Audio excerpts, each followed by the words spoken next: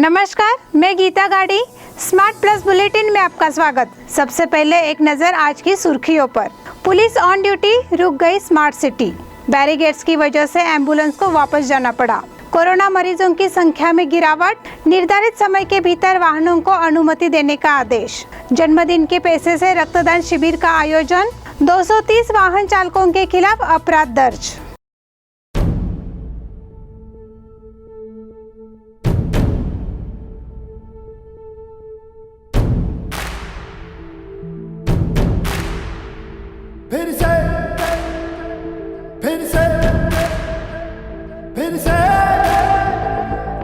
फिर से उछला लहू नसों में,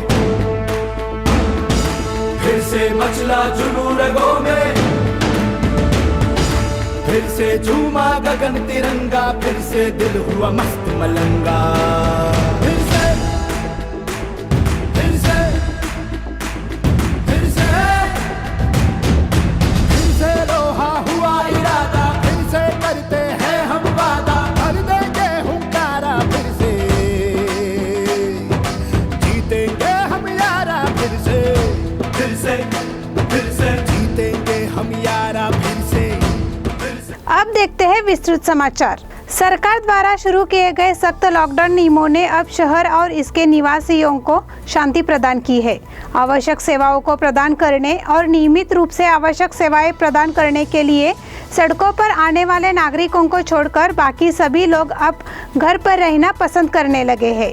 पुलिस द्वारा डंडा दिखाए जाने के बाद नागरिक अपनी जिम्मेदारी से अवगत हो गए हैं और अब सड़कों पर भीड़ कम हो गई है।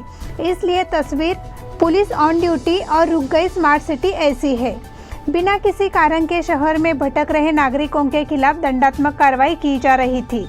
परिणाम स्वरूप बिना किसी कारण के सड़क पर वाहन चलाने वालों की संख्या कम हो गई है। बेलगाम नगर निगम और पुलिस विभाग ने संयुक्त रूप से यह कार्रवाई की। नरगुंदकर भावे चौक, रविवार पेट और गणपत गली बाजार क्षेत्रों के आसपास के क्षेत्र में कार्रवाई की गई, जिसे महत्वपूर्ण माना जाता है। बैरिकेड्स की वजह से एम्बुलेंस को वापस जाना पड़ा।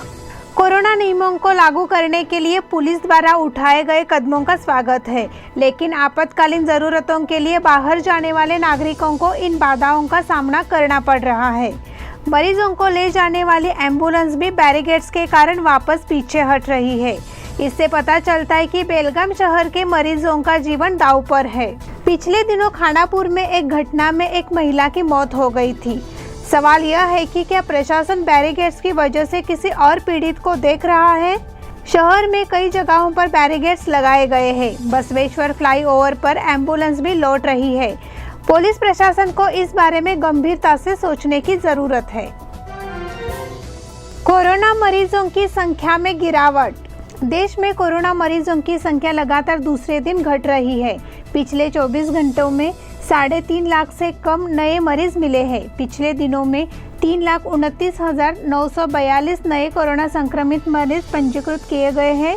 3,876 कोरोना पीड़ितों को अपनी जान गंवानी पड़ी। कोरोना मरीजों की संख्या की कमी से राहत मिली है। पिछले 24 घंटों में कोरोना के रोगियों की संख्या लगातार 4 लाख के पार हो रही थी, लेकिन अब लगातार दूसरे दिन कोरोना मरीजों की संख्या तेजी से घट रही है। पिछले 24 घंटों में भारत में 3,29,942 नए कोरोना संक्रमित मरीज पंजीकृत किए गए हैं। 3,876 मरीजों ने अपनी जान गंवाई है। निर्धारित समय के भीतर वाहनों को अनुमति देने का आदेश। कर्नाटक राज्य में 24 मई तक के लिए सख्त तालाबंदी जारी की है। सरकार द्वारा जारी एक पूर्व आदेश के अनुसार नागरिकों को सुबह 6 बजे से 10 बजे तक आवश्यक सामान खरीदने के लिए अपने घरों के पास दुकानों तक चलने की अनुमति दी गई थी। हालांकि कई ने वाहन ले जाकर खरीदारी की। पुलिस ने आदेश की अवहेलना में सड़क पर आने वाले वाहक के खिलाफ आक्रामक कार्रवाई की। पुलिस कार्रवाई के खिलाफ फिर आक्रोश की लहर भड़क उठी। राज्य भर में पुलिस की कार्रवाई की आलोचना के बाद राज्य के डीजीपी प्रवीण सूद ने सोमवार शाम को अपने ट्विटर अकाउंट पर यह जानकारी जारी की। जन्मदिन के पैसे से रक्तदान शिविर का आयोजन। ढोनेवाड़ी के सोशल एक्टिविस्ट, युवा नेता और भाजपा युवा मोर्चा के महासचिव शिवाजी हैबती खोत इन्होंने अपने जन्मदिन पर खर्च किए जाने वाले धन में से एक रचनात्मक कार्य किया है। उनकी तरफ से कोरोना के कारण रक्त की कमी को रोकने के लिए रक्तदान शिविर का आयोजन किया गया है। इस आयोजन के अध्यक्ष ग्राम पंचायत अध्यक्ष तुकाराम माळी थे। युवा नेता बसव प्रसाद जोल्ले मुख्य अतिथि थे। मातोश्री ब्लड बैंक चिक्कोडी और भाजपा युवा मोर्चा ने शिविर का सफल संचालन किया। 230 वाहन चालकों के खिलाफ अपराध दर्ज। कोरोना के बढ़ते संक्रमण को रोकने के लिए 14 दिनों का लॉकडाउन है। इसमें लोगों से सुरक्षा कारण से अपने घर नहीं छोड़ने की भी अपील की गई है। कोरोना के प्रकोप को रोकने के लिए 24 मई तक पूरी तालाबंदी की गई है। अभी भी कई लोग वाहन चलाते हुए नजर आते हैं। पुलिस ने उन 2 पहिया वाहनों के खिलाफ कार्रवाई की है जो बिना किसी कारण के यात्रा कर रही थी। पहले दिन शहर में 140 वाहन जब्त किए गए थे। बिना मास्क के यात्रा करने पर कुल 230 लोगों पर जुर्माना लगाया गया है। 2 पहिया वाहन को जब्त करने और लॉकडाउन उठने के बाद संबंधित ड्राइवरों को उनके वाहन वापस दिए जाएंगे, ऐसा पुलिस आयुक्त डॉक्टर त्यागराजन ने बताया। इस बुलेटिन के अगले समाचार छोटे से ब्रेक के बाद। देखते रहिए स्मार्ट प्लस।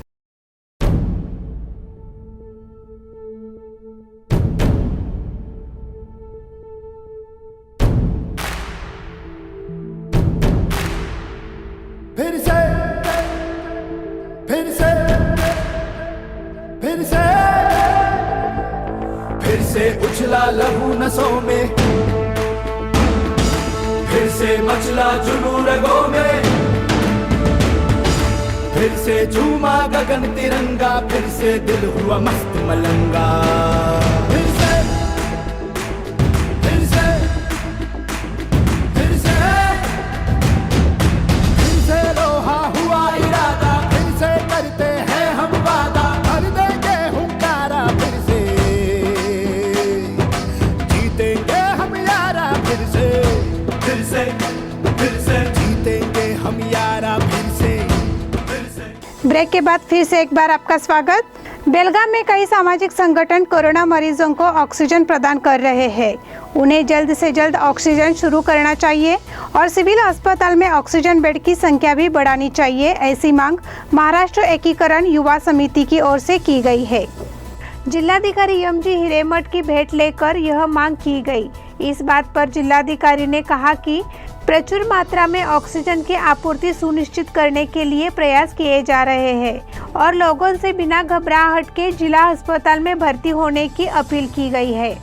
इस अवसर पर युवा समिति के अध्यक्ष शुभम शेलके, शहर समिति के अध्यक्ष मदन बामणे, साईनाथ शिरोडकर, अभिजीत मजूकर उपस्थित थे। तालाबंदी के कारण टीकाकरण स्थगित। राज्य में कोरोना वैक्सीन की कोई कमी नहीं है। राज्य को 5 लाख टीके प्रदान किए गए हैं, इसलिए युवाओं को टीका लगाने में कोई समस्या नहीं है। लेकिन लॉकडाउन के कारण टीकाकरण को 14 दिनों के लिए स्थगित करने का निर्णय लिया गया है, ऐसा स्पष्टीकरण राज्य के आरोग्य मंत्री डॉक्टर के सुधाकर द्वारा दिया गया। 18 से 45 वर्ष की आयु के नागरिकों के टीकाकरण के संबंध में गृह मंत्री के साथ चर्चा हुई। टीकाकरण को 14 दिनों के लिए स्थगित करने का निर्णय लिया गया है। कोरोना को नियंत्रित करने के लिए सरकार अधिक प्रभावी उपाय करेगी। उन्होंने केंद्र सरकार से हमारे राज्य में उत्पादित चिकित्सा ऑक्सीजन के उपयोग की अनुमति देने के लिए भी कहा। सांसद मंगला अंगड़ी जी द्वारा कोरोना नियंत्रण बैठक। सांसद मंगला अंगड़ी जी की मौजूदगी में बैलहोंगल तहसीलदार के कार्यालय में कोरोना नियंत्रण पर एक बैठक आयोजित की गई। बैलहोंगल तालुका में कोरोना के प्रसार को नियंत्रित करने के लिए यह बैठक आयोजित की गई थी। मंगला अंगड़ी जी ने इस बार कोरोना को रोकने के लिए किए गए उपायों की समीक्षा की। कोविड केयर सेंटर, ऑक्सीजन की कमी, रोगी की सुरक्षा आदि पर चर्चा की। अंगड़ी जी ने अधिकारियों से जानकारी मांगी। इस समय अधिकारियों ने बैलहोंगल तालुका में कोविड की स्थिति के बारे में जानकारी दी। नियति फाउंडेशन की ओर से 1500 किट का वितरण। नियति फाउंडेशन के संस्थापक और भाजपा महिला मोर्चा के जिला उपाध्यक्ष डॉक्टर सोनाली सरनोबत की ओर से जरूरतमंदों को राशन किट का वितरण किया गया। मदर्स डे के अवसर पर लगभग 1500 किराने की किट जरूरतमंदों और परिवार के प्रमुखों को वितरित की गई। रविवार को उज्जवल नगर परिसर, संत मीरा हाई स्कूल परिसर, विभिन्न स्थानों की झोपड़ी परिसर और हिंडलगा परिसर की कुछ जरूरतमंद महिलाओं को नियति फाउंडेशन की ओर से किराने की किट वितरित की गई। इसके अलावा मास्क, फेस गार्ड, गोलियां, पीपीई किट वितरित किए गए। इस समय नियति फाउंडेशन के निर्देशक डॉक्टर समीर सरनोबत, दानेश्वरी पाडेकर, मीना जोशी उपस्थित थे। चंद्रशेखर पोळ, इनका निधन। मच्छे के निवासी और वर्तमान में यूनियन बैंक ऑफ इंडिया के हुलिया शाखा के प्रबंधक चंद्रशेखर महादेव पोळ, उम्र 35 साल, इनका निधन बीमारी के कारण से सोमवार को बागलकोट में हुआ। उनके पश्चात पत्नी, माता और पिता ऐसा परिवार है। बेलगाम क्षेत्र में कारपोरेशन बैंक की विभिन्न शाखाओं में काम करने के बाद सेवानिवृत्त हुए और कक्कैया समाज के कार्यकर्ता महादेव पोळ इनके पुत्र थे। चिक्कोडी के पूर्व विधायक मनोहर कट्टीमनी, इनका निधन। चिक्कोडी विधानसभा क्षेत्र के पूर्व विधायक मनोहर कट्टीमनी, उम्र 65 साल, इनका कोरोना से निधन हो गया।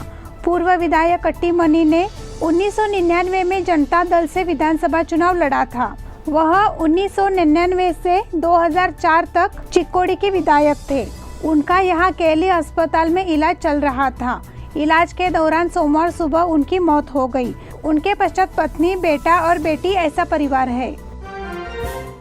ईट उद्योजक रामचंद्र गंगाधर पाटिल, इनका निधन। गर्लगुंजी तालुका खानापुर के मूल निवासी और अब वडगांव के निवासी 56 वर्षीय रामचंद्र गंगाधर पाटिल, इनका मंगलवार को निधन हो गया। उनके पश्चात पत्नी, 2 बेटियां, 3 भाई, 1 बहन और 1 जीजा ऐसा परिवार है। वह पूर्व नगर सेवक अनिल पाटिल के भाई थे। इसी के साथ स्मार्ट प्लस बुलेटिन के आज के समाचार समाप्त हुए। धन्यवाद। घर पे रहिए, सुरक्षित रहिए।